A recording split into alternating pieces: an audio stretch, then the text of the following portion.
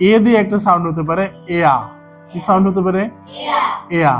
কখন? ওই যে যখন আর থাকবে, আবার আর এর পরে যদি ই থাকে, ওয়ার্ডগুলো এগুলো মুখস্থ করার দরকার নাই, মানে সূত্র মুখস্থ করার দরকার নেই। আমরা যখন ওয়ার্ডগুলো পড়বো, একটা ওয়ার্ড দেখে আরেকটা ওয়ার্ড পড়ার নিয়মটা আমাদেরকে মাথায় রাখতে হবে।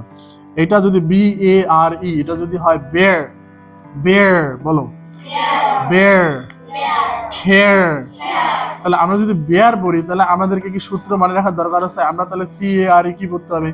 খেয়ার। ঠিক আছে। এখন যদি DARE হয় তাহলে কি পড়তে হবে? ডেয়ার। কি পড়তে হবে? ডেয়ার। আচ্ছা, তাহলে SHARE কি পড়তে হবে? শেয়ার। কি পড়তে হবে? শেয়ার। আচ্ছা, আরেকবার পড়বো। বেয়ার, খেয়ার, ডেয়ার, শেয়ার। বেয়ার, খেয়ার, dare, share, bear, care, dare, share. Medha, you read.